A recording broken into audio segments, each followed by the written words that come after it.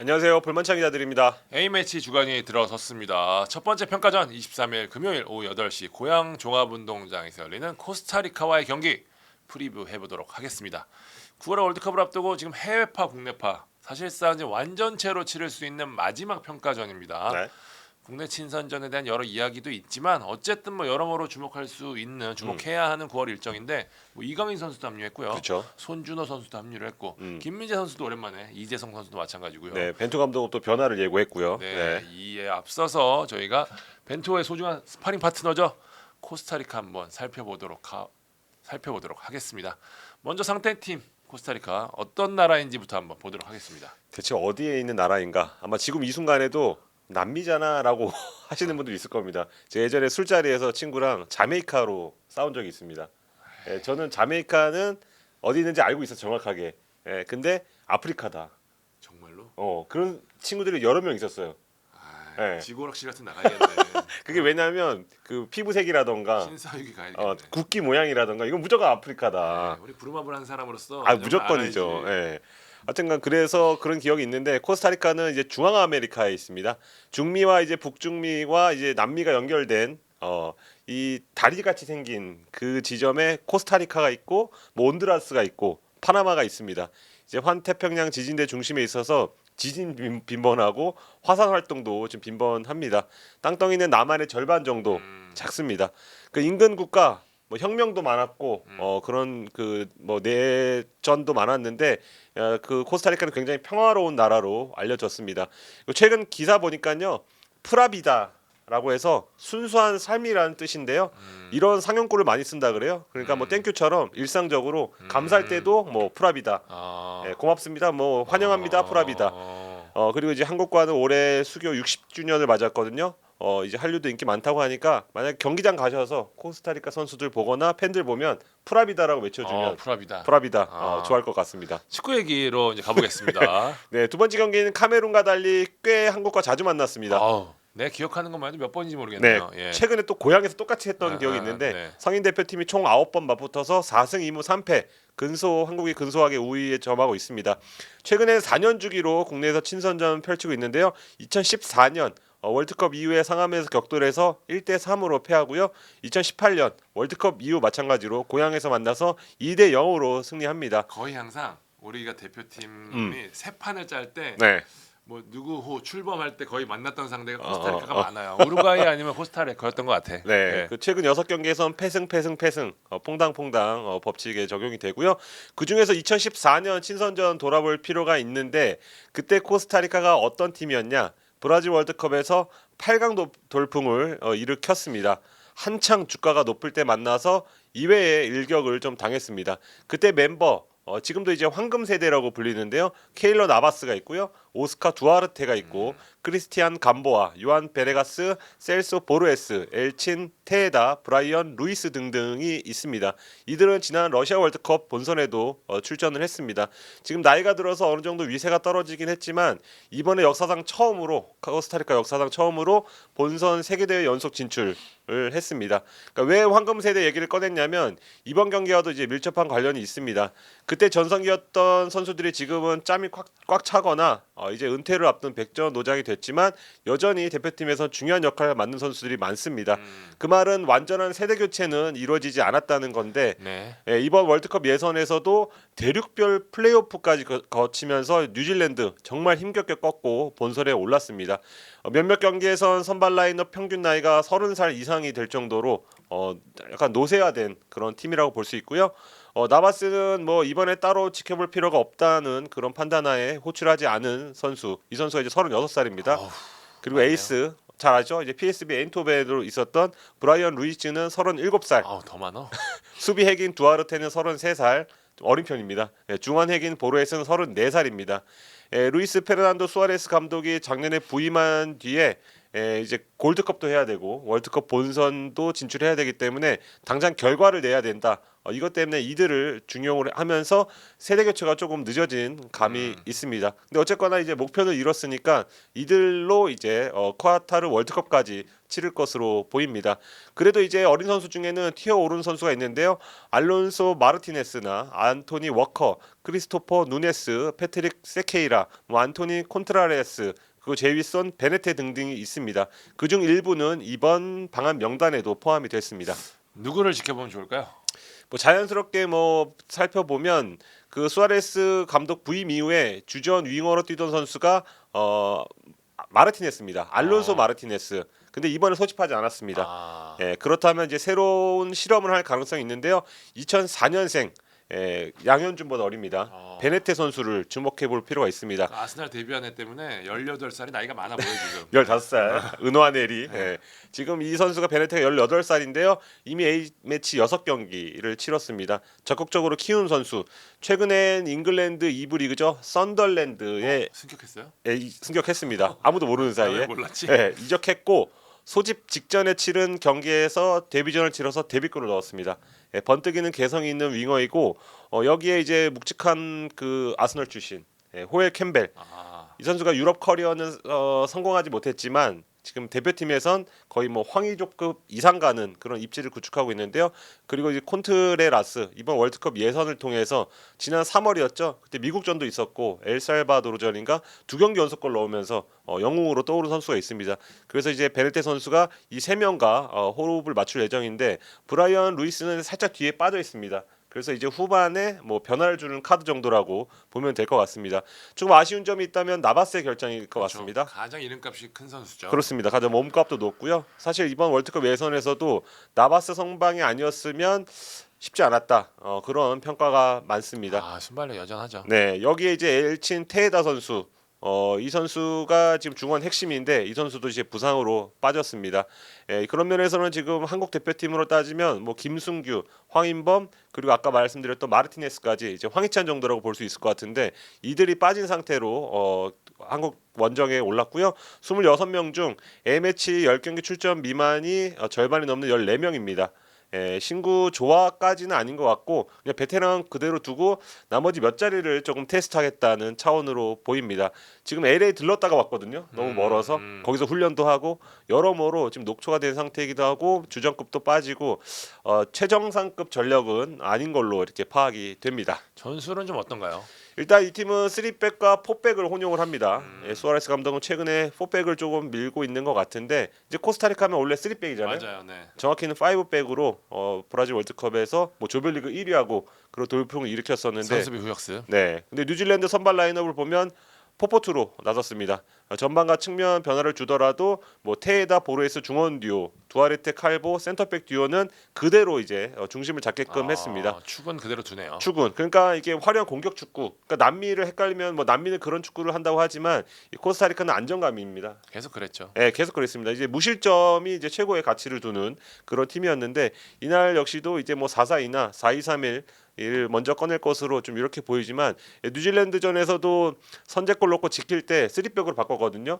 그러니까 뭐 늘 썼던 전술이기 때문에 이날 역시도 3백 가능성도 있다. 그래서 여기에 이제 벤투 감독이 어떻게 대처하는지도 지켜보면 좋을 것 같습니다. 그리고 월드컵 예선 마지막 7경기에서 6승 1무 무패를 하면서 단 2실점했거든요. 그러니까 나바스가 빠진 점은 크지만 어쨌든간 수비 위주의 그 전술을 꾸리다 보니까 한국 공격진이 어떻게 공략하는지도 지켜보면 좋을 것 같습니다. 자, 그럼 이제 코스타리카 이야기는 여기까지 하고 네, 창 기자가 이제 벤투 이야기 해보도록 하겠습니다. 만 기자 그때 혼자서 이제 명단을 설명했는데 여기에 이제 부상 이슈가 좀 있었죠. 맞습니다. 조규성이 빠지고 조영욱이 가세를 했습니다. 저는 이번 평가는 핵심은 누가 뭐래도 이강인 손준호라고 봐요. 그러니까 벤투 감독이 소집 첫날 인터뷰에서 이례적으로 변화를 천명을 했거든요. 이런 적이 처음이에요. 제가 벤투 감독 가서 항상 물어보면 이 스타트가 우리의 축구를 할 것이다. 우리의 색깔을 유지하겠다. 근데 다르게 한다는 얘기를 처음 들었단 말이에요.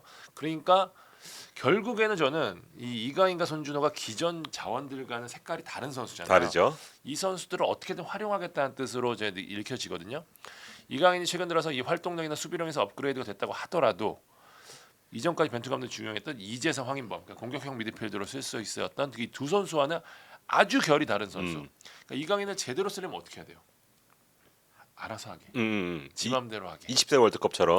네. 그러니까 지금도 마요르카에서도 어떻게 하면 그때 당시 썼던 이제 4-4-2의 투톱의 밑에서 쓰는 게 포인트인데 사실 벤투 감독이 이런 형태를 좋아하지 않아서 이 전술적으로 짜임새가 짜여진 플레이를 잘할 수 있는 이재성과 황인범을 중용했던 거거든요. 팀 플레이를 잘하고. 네, 그 역할을 그래서 이제 기본적으로 이재성, 황인범, 정우영이라는 틀을 만들어 놓은 거고요. 어쨌든 벤투 감독이 이강인을 뽑았고 그리고 변화를 주겠다고 천명을 한 만큼 이강인은 무조건 쓸 텐데 그 변화 형태가 어떻게 될지는 상당히 궁금하거든요. 사실 이강인이 벤투 감독 체제에서는 계속 몸에 맞지 않는 옷을 입고 뛴 상태였는데 저는 벤투 감독이 변화를 준다는 전제하에 이게 어느 선까지인지는 모르겠습니다만은 이강인이 이 형태에서 또 어떤 모습을 보여줄지 제가 볼 때는 그래도 벤투 감독 스타일상 100% 그러니까 20세 월드컵이나 마요르카 형태처럼 주지 않을 것 같아요. 갑자기 4-4-1-1을 쓴다는 상상은 되지 않습니다. 네, 그렇기 때문에 그렇다면 이강인도 거기에 어느 정도는 지금 이제 부합하게 해야 되거든요. 저는 그것도 좀 중요한 형태고 저는 만약에 이강인을 활용한다라고 했었을 때 결국에는 삼선에 대한 변화도 줄 수밖에 없는 상황. 그렇다면 손준호도 어떻게 활용할지가 중요한데 정우영 자리 그대로 들어갈 수도 있어요. 하지만 저는 이강인을 좀 더 활용하고 또 벤투 감독의 본선행을 확정 지은 후에 수비에 대한 얘기 계속했거든요. 네. 정작 6월 평가전에서는 이 수비 쪽 형태의 변화나 개선에 대한 부분이 거의 없었어요. 벤투 감독 지금까지 잘 보시면 아시겠지만 어느 대회 혹은 평가전을 치르고 난 다음에 바로 그 다음번 경기 때는 그 문제에 대한 개선을 어떻게든 찾아갖고 왔거든요. 저는 이번에는 약간 손준호가 가세했기 때문에 더블 볼란치 형태 조금 이 수비적인 더블 볼란치 그러니까 이전까지는 황인범을 내려서 뭐 수비 시에는 4-2-3-1, 뭐 공격 시에는 4-1-4-1 형태를 즐겼었는데 저는 꽉 짜여진 4-2-3-1 형태가 되지 않을까라는 생각이 좀 조심스럽게 들고요. 실제 지금 훈련에서도 지금 앞서 두 번의 훈련에서 이강인 선수 얘기 굉장히 많이 나왔고 손준호 선수에 대한 활용폭도 굉장히 높았다라는 얘기를 제가 내부적으로 많이 들었거든요. 어쨌든 이 두 선수는 무조건 활용될 가능성이 높고 그러기 위해서는 전술 변화가 필수다.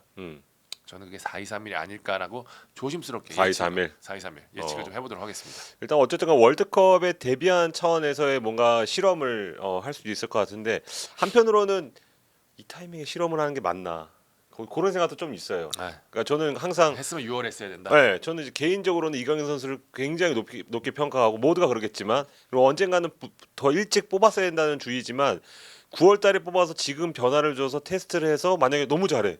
그러면 기존에 그걸 다 깨야 되잖아요. 지금 월드컵 예선 2년 넘게 뭐 준비하면서 해왔던 그 미드필드를 예를 들면 그 미드필드 조합이 있는데 그거를 깨고 그 자리에 이강인을 넣었을 때 그 시너지가 그 이강인을 빼고 했을 때 시너지보다 클 것인가? 그게 조금 쉽지 않은 판단이 될 것 같아요. 그러니까 만약에 코스타리카전에서 만약 이강인 나오고 창기 얘기한 대로 손준호, 정우영을 뒤에 박아두고 너무 잘해요. 뒤에서 이제 서포트 해주니까. 근데 갑자기 그렇다고 해서 월드컵 본선에 가서 이강인을 또 공미로 세우기에는 또 이재성도 어쨌든 벤치 앉혀야 되고 뭐 황인범 선수의 롤도 애매해질 수 있고 그런 점도 고려를 했을 때는 저는 뭐 감독이 변화라고 얘기는 했지만 크진 않을 것 같다. 변화가. 그러니까 이강인을 활용하는 것 자체가 이게 선발이나 이게 뭐 적극 중용보다는 약간 뭐 조커나 변화의 카드로. 그러니까 만약에 예를 들어서 예를 든 겁니다. 이강인을 만약 후반 25분에 투입을 해서 그 새로운 그때 형태를 새롭게 바꾼다. 형태를 새롭게 바꿔봐요. 그러면 근데 나중에 할 말 있잖아요. 나 변화 줬다라고 할 수 있는 거니까 그러니까 변화가 반드시 선발을 의미하고 선발 포메이션의 변화를 의미하는 건 아니다. 저도 공감합니다. 저는 그렇게 생각을 합니다. 맞아요. 어쨌든 지금 이재성, 황인범, 정우영에 대한 뭐 얘기는 뭐 여러 차례 있긴 했었습니다만 어쨌든 빠진 경기와 뛴 경기에서 차이는 분명히 있었거든요. 정우 선수가 있는 경기가 훨씬 나은 경기를 했었고 또 지난 6월 A 매치에서 이재성 선수가 뛰지 못해서 우리가 좀 손해를 봤던 부분들이 좀 있었거든요. 이번에는 완전체로 뛸 수 있기 때문에 저도 그 형태에 대해서는 굉장히 공감을 하고 말씀하신 대로 기존 자원들을 깨기가 굉장히 어렵고 어쨌든 이강인 선수를 활용하기 위한 방법을 벤투 감독이 어떻게든 찾겠다라고 하는 거는 전 중요한 게 어쨌든 우리가 만나는 팀들이 전부 다 수준이 높은 팀들이고 이 팀을 상대로 우리가 기본적으로 이길 수 있는 방법은 수비적으로 뭐 형태를 잘 꾸린 뒤에 역습을 때리거나 한 방의 찬스에서 득점을 올리는데 우리가 그 한 방의 찬스를 만들기 위한 가장 좋은 무기 물론 손흥민, 황희찬, 황의조가 중심이겠지만 이강인 선수도 분명히 그럼요. 왜냐면 킥이 너무 좋아요. 음. 그러니까 우리가 사실 남아공 월드컵 때도 이 세트 피스로 굉장히 많은 이득을 봤었는데 지금 마요르카 경기 보신 분들은 아시겠지만 정말 이 양질의 패스를 균일하게 때려요. 그러니까 그게 굉장히 중요하거든요. 그러니까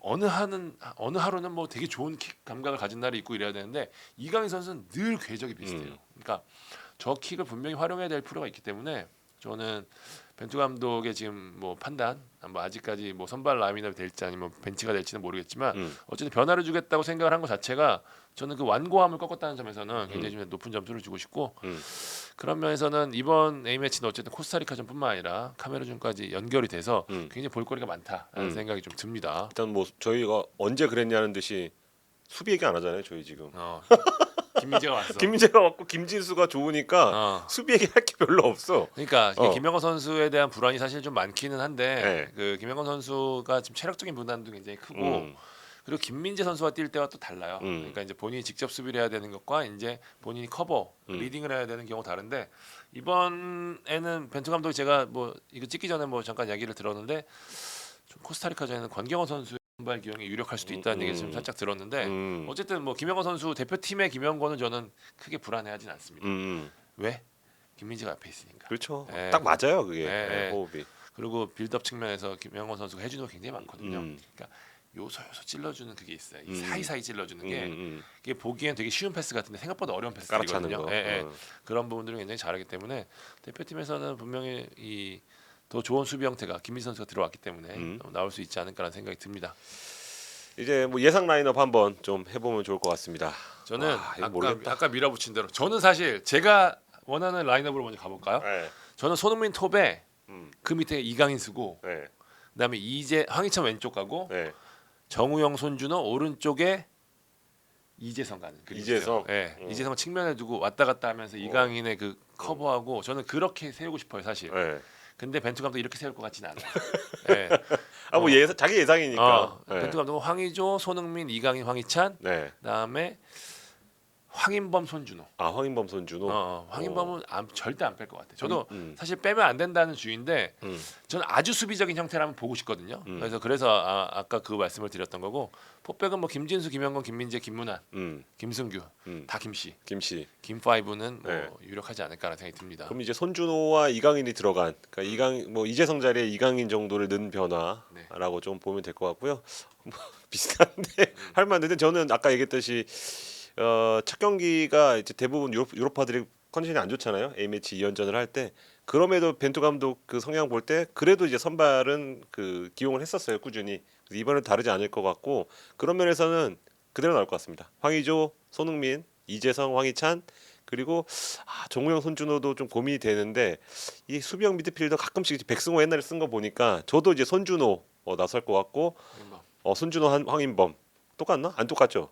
네, 이강인 정도만 바뀔 것 같습니다. 그리고 라이트백도 김문환 선수 아니면 뭐 김태환인데 네.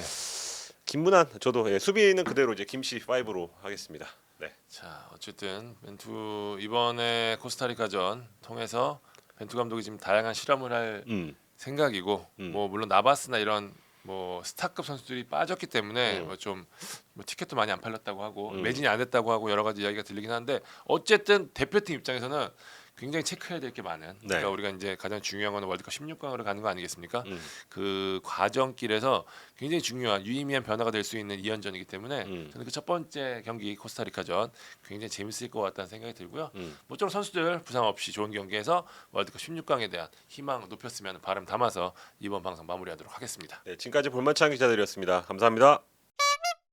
국내 성인 최강의 풋살 동호인 팀을 가리는 슛4 건강자산 삼성생명 H컵 2022 게토레이가 마침내 문을 열었습니다. 경기도 시흥 HM 풋살파크에서 17일 남자부, 18일 여자부 예선이 펼쳐졌는데요. 저희 둘이 양일에 걸쳐 현장을 다녀왔는데 많은 풋살인들이 이런 대회를 기다려왔다는 게 느껴졌습니다. 이틀간 즐겁지만 치열한 경쟁이 펼쳐졌습니다. 17일에 열린 남자부부터 가보겠습니다. 남자부는 총 31개 팀이 나섰습니다. 태국, 베트남 등 동남아시아 출신 클럽들까지 나서면서 아시안컵을 방불케 하는 분위기가 연출됐습니다. 용인 풋살클럽 어스의 운영진으로 구성된 운칠기삼이 우승을 차지했는데요. 명승부가 펼쳐진 김포 풋살클럽과의 결승에서 2대1 승리를 거두며 상금 100만 원을 거머쥐었습니다. 2위 김포 풋살클럽은 50만 원, 3위 선부FC는 30만 원을 차지했고요.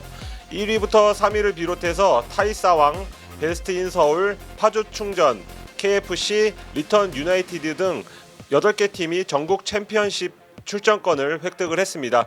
운칠기삼의 정훈기가 시흥대회 MVP를 차지했습니다. 다음날 열린 여자부에서는 이 셀럽들이 분위기를 띄웠습니다. 모델 이혜정과 이영진, 그리고 대전 하나시티즌과 수원FC의 치어리더, 한국 축구 여자 월드컵 첫 골을 넣은 김진희, 대한축구협회 이사 등이 함께 자리를 더욱 빛냈습니다.